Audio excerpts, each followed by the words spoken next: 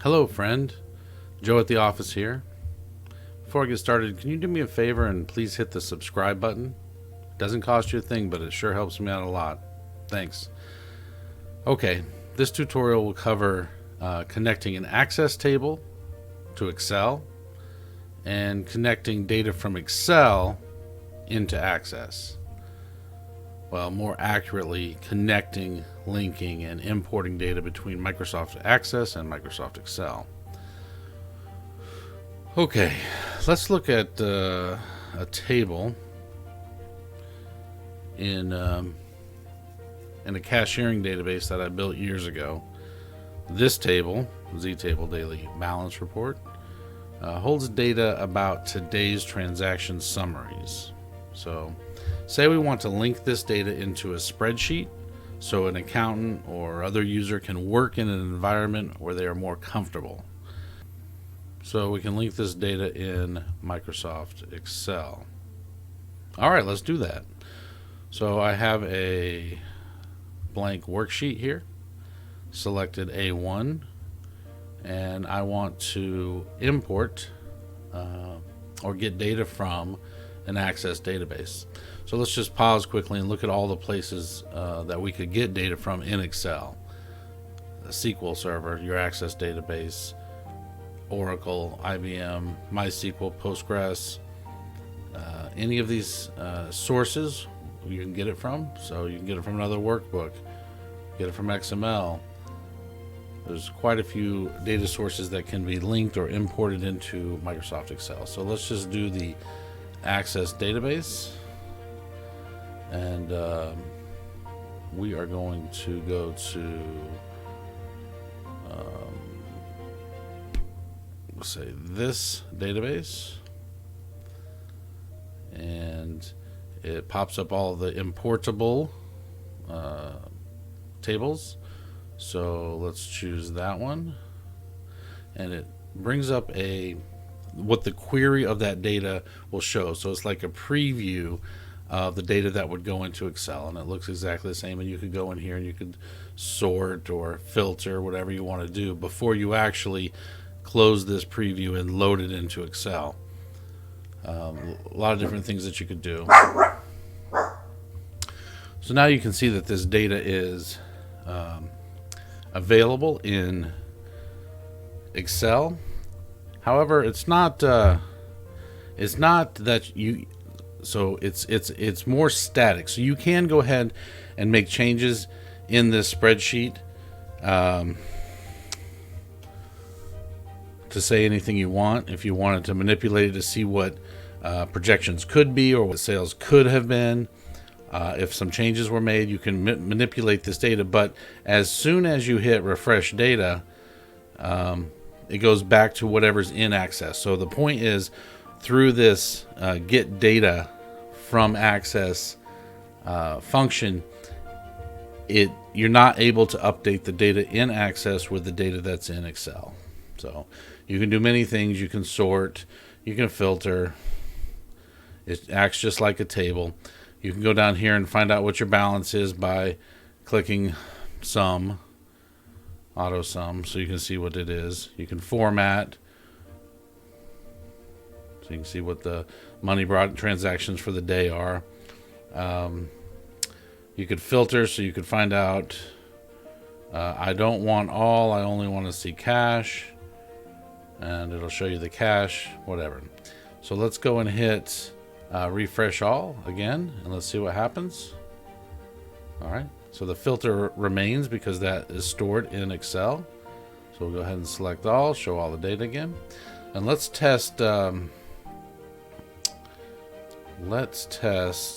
changing something. So let's go into Access right at the table and say Joe, and say I want to change those records and make them Joe. So when we go back into Excel, they haven't changed yet because you have to hit refresh all. When you hit them, you can see that the 5 or so records that I changed updated to Joe. All right. Secondly, let's look at how to use Excel in Access. So say we have an Excel spreadsheet from our accounting personnel and we want to import it into Access so that we can run queries on it. So let's go ahead and get some external. So I have a blank database here for accruals, and I'm going to get data or new data source from Excel, from File Excel. And again, you have many options here that you could get data from to bring it in here. You can either import or link. So we're going to, here's our options. We're going to find the file that we want, and in this case it's transactions data database. Open. Okay, and we're going to import it. We can do linking after this, but we're going to import it this time, and it's going to show what the fields look like. So here's the data that we have in the sheet. That's actually the data that I want to pull in that worksheet, and you could look at it. The first row has column headings, so make sure that's checked because that's true in this case. You could go in here and change data types. You go in here and index. You could skip a field, not import a column. But we're going to go ahead and choose no primary key because we don't need it for that. And then just call it accruals. Actually, we'll call it table accruals. Okay. Finish. We don't want to save the steps because it's a one-time thing. We have imported the data. And some reasons that we may in business want to just import the data is because we might want to run different reports on it. So really quick, say we wanted to know the financial liability for all outstanding vacation. So we could just create a quick query on this table, bring in category, bring in liability. This equals vacation, and we are going to sum this. No, that's not what I meant. Sum this and view it so that we can see our total accrual liability for vacation hours in the organization is $339,022.38. So that might be one reason why you want to do that. You want to pull it in here. You could also build a report on every category type. So if we were to use this query and take out the criteria, we're grouping by criteria, then we can see our accrual liability for each category very quickly. So if you were going to try to do that in Excel, you'd have to write a little bit complex formula to do that. So this is probably the best way to accomplish your goal. Okay. Let's go ahead and let's do one more thing. Let's delete that table accrual. And have it open. Of course, you can't delete it when it's open. Let's delete it.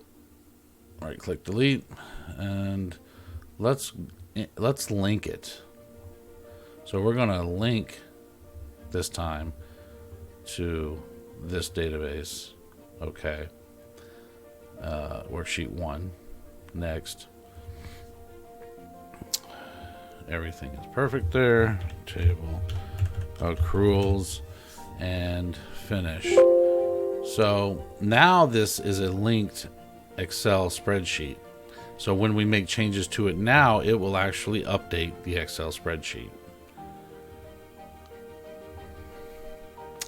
And that's the difference between link and import. Both have their own uses, and that is... So let's test that really quick. So we have 4 689s here. Let's change this to that appointment ID, 3337. Then when we look in Access, we can see that it has changed. So let's see if we can change this back. the other way. So we'll change it in Access and see if it updates in Excel. Cannot do that.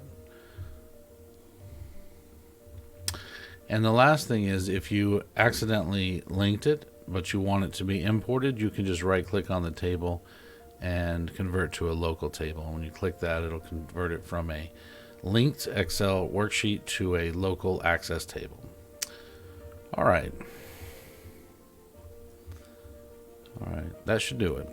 So if you have any questions or critiques, please leave a comment. And if you appreciate this tutorial, please hit subscribe and like. And always, thank you for watching.